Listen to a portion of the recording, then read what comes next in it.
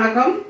இன்னைக்கு நம்ம வீடியோவில் என்ன பார்க்க போறோம்னா ரொம்ப ரொம்ப பழைய காலத்துல செஞ்ச ஒரு ரெசிபி தான் செய்ய போறேன். பாரம்பரியமான ரசம் அப்படின்னா அதுதான். அப்போவெல்லாம் அந்த காலத்துல இருந்தவங்க எல்லாம் நான் சின்ன பிள்ளையா இருக்கையில இருந்து இந்த ரசம் தான் வைப்பாங்க. மொத்தத்துல 2 ரசம் தான் வைப்பாங்க அப்பெல்லாம். இப்ப நிறைய விதவிதமா ரசம் வைக்கிறாங்க. அப்ப 2 ரசம் தான். நான் ஏற்கனவே ஒரு வீடியோவோட சொல்லி இருக்கிறவங்ககிட்ட, அதாவது தாளிச்ச ரசம் ஒண்ணு, இது அரைச்சு கலக்கின ரசம் அப்படின்னு சொல்லுவாங்க. அப்ப அந்த தாளிச்ச ரசங்கிறது அதுவும் இதே மாதிரிதான் செய்வாங்க. இருந்தாலும் அதை கொஞ்சம் தாளிச்சு விடுவாங்க. இது நம்ம தாளிக்காம செய்வாங்க. இதுக்கு பேர் இன்னொன்னு கூட நக்கல் பண்ணி சொல்லுவாங்க. என்ன சொன்னா, அதாவது புள்ளப்பத்த ரசம் அப்படிம்பாங்க. அதாவது குழந்தை பிறந்தவங்களுக்கு இந்த ரசம் வச்சு கொடுப்பாங்க. அதையே அப்படியே அடிக்கடி செஞ்சுக்குவாங்க. இந்த விவசாயக்காரவங்க எல்லாம் விவசாயத்துக்கு போயிட்டு சாயந்தரத்துலதான் சாப்பாடு ஆக்குவாங்க. அப்ப வரைக்கும் இதுதான் ஈஸியா இருக்கும் செய்யறதுக்கு. இந்த ரசம் தான் நான் நிறைய வாட்டி செஞ்சிருக்கிறேன். இன்னைக்கு அந்த பாரம்பரியமான ரசம் தான் இன்னைக்கு நான் உங்களுக்கு செஞ்சு காட்ட போறேன். இப்ப நம்ம பாரம்பரியமான ரசம் செய்யறதுக்கு இந்த அளவு புளி எடுத்து ஊற வச்சிருக்கிறேன். இதுக்கு இப்ப நம்ம ரசத்துக்கு தேவையான பொருட்கள்லாம் நான் அரைக்க போறேன். இந்த ரசம் நல்ல காட்ட சட்டமா இருக்கும். அதுக்கு நான் ஒரு 8 வரமிளகாய் எடுத்துருக்கிறேன். அந்த வரமிளகாயை சேர்த்துக்கலாம். வரமிளகாயை காம்பை கிள்ளிருங்க. குறுமிளகும் நல்ல தூக்கலாக இருக்கணும். அதாவது பத்திய ரசம் தான் இது. சீரகமும் நல்லா தூக்கலாக இருக்கணும். இப்போ சீரகம், வரமிளகா, குறுமிளகு எல்லாம் சேர்த்து இப்போ ஒரு அடி அடிச்சுக்கலாம். பாருங்க, 1-2 அடிச்சாச்சு. கொஞ்சம் போல மஞ்சத்தூள் போட்டுக்கோங்க. போட்டுட்டு இதில் தண்ணி ஊற்றி இன்னும் கொஞ்சம் அடிக்கணும். பூண்டும் கூடவே வச்சுக்கணும். பாருங்க, இந்த அளவு நான் பூண்டு எடுத்து வச்சுருக்கிறேன். பூண்டு இதில் சேர்த்துக்கலாம்.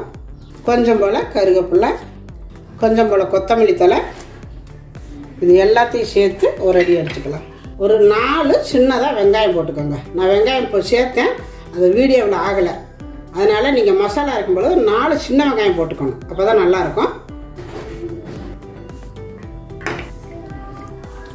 பாருங்க, இந்த மாதிரி தான் அடிச்சுக்கணும். இப்போ நம்ம எந்த பாத்திரத்தில் ரசம் வைக்கிறோமோ அந்த பாத்திரத்தை எடுத்து வச்சுக்கோங்க. நம்ம அரைச்ச இந்த விழுதை இதில் கொஞ்சம் தண்ணி சேர்த்து அதே பாத்திரத்தில் ஊற்றிக்கோங்க. கழுவி ஊற்றிட்டு நம்ம எடுத்து வச்சுருக்கிற இந்த புளியும் கரைச்சி இதில் சேர்த்துக்கலாம். உங்களுக்கு எந்த அளவு ரசம் தேவையோ கூட்டிக்கோங்க. அதுக்கு தகுந்த அளவு புளி சேர்த்துக்கணும். இதுக்கு ரொம்ப புளி போடக்கூடாது, ரொம்ப கம்மியாகவும் இருக்கக்கூடாது. கொஞ்சம் நார்மலாகவே இருக்கணும். அப்போ தான் ரசம் நல்லாயிருக்கும். இப்போ தேவையான அளவு ரசமெல்லாம் கூட்டி வச்சாச்சு. கொஞ்சம் போல் பெருங்காயம் போட்டுக்கணும். கொஞ்சம் தூக்கலாகவே பெருங்காயம் போடணும். அவ்வளவுதான். இப்போ நம்ம தூக்கி அடுப்பில் வச்சு நுரக்கட்டை விட்டு இறக்கணும். இப்போ அடுப்பில் வச்சுக்கலாம். இப்போ அடுப்பில் வச்சாச்சு. இந்த பெருங்காயம்லாம் கொஞ்சம் அப்படியே கலக்கி விட்டுருங்க.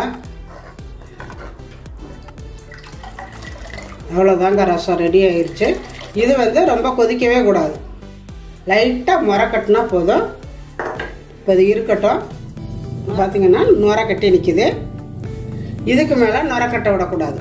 இந்த மாதிரி நுரை கட்டி இருக்கையில் இறக்கிறோன்னா கொஞ்சம் போல் கருவேப்பிலை, நம்ம ஏற்கனவே கொத்தமல்லி தழை போட்டிருக்குறோம். இப்போ கொஞ்சம் கொத்தமல்லி தழை போட்டுக்கோங்க. நம்ம உப்பு ஃபஸ்ட்டு போடலை. இப்போ உப்பு கொஞ்சம் போட்டுக்கலாம். உப்பு, கல் உப்பு போட்டுக்கோங்க. அவ்வளவுதாங்க, நம்ம பாரம்பரியமான ஒரு சிம்பிளான ரசம். ஆனால் அப்போ இருக்கிறவங்கலாம் அவ்வளோ விரும்பி சாப்பிட்ட ரசம் இது. அடுப்பு ஆஃப் பண்ணியாச்சு.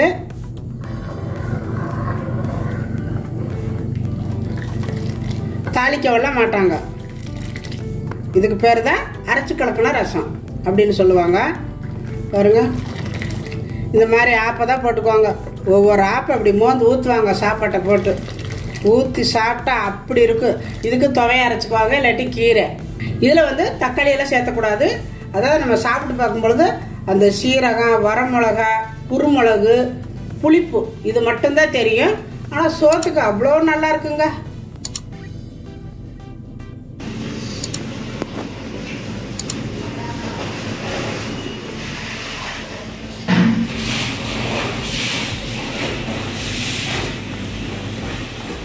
பாரம்பரியமான ரசம்.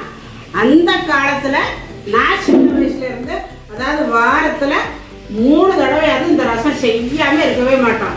ஏன்னா இந்த மாதிரி ரசம் எல்லாம் அந்த காலத்துல இருக்கிறவங்க வச்சு சாப்பிட்டதுனால தான் இவ்வளோ, அதாவது 100, 110, 130 வயசு அறுதியெல்லாம் இருந்தாங்க. இன்னும் வந்து சாக பண்ண மாட்டாங்களாமா, அந்த அப்படியே குருவி போய் இருப்பாங்களாமா. என்ன பண்ணுறது தெரியாமல், அதாவது மண்ணு குருத்துக்களை வச்சு தூக்கி அதுக்குள்ள உட்கார வச்சு அப்படியே கொண்டு மண்ணுக்குள்ள வச்சு வச்சுருவாங்களாமா. எப்போ முதல்லலாம். அதனால தான் அந்த காலத்தில் இருந்தவங்களாம் அவ்வளவு ஹெல்த்தியாக ரொம்ப நாள் உயிர் வளர்ந்தாங்க. இன்றைக்கும் பார்த்தீங்கன்னா எங்கள் ஊர் சைடெல்லாம் கேணி வெட்டுறதுக்கு, அதாவது கிணறு தோண்டுறதுக்கு மண் வெட்டினாங்கன்னா கீழே அந்த குருது இருக்கும். அப்போ இது என்னன்னு கேட்டால் அப்போ உள்ளவங்க சொல்லுவாங்க, அந்த காலத்துலலாம் அவ்வளோ சீக்கிரம் சாக மாட்டாங்க, இந்த குருதுக்களை தான் வச்சு எல்லாம் இறக்கிடுவாங்க மண்ணுக்களை அப்படின்னு சொல்லி. இன்றைக்கி நாங்கள் கேணி நோண்டுனா எங்கள் ஊர் சைடெல்லாம் அந்த குருது வரும். ஏன் நான் அதுக்கு சொல்கிறேன்னா, இந்த மாதிரி ரசமெல்லாம் வச்சு சாப்பிட்டதுனால தான் அந்த காலத்தில் அப்படி வாழ்ந்தாங்க.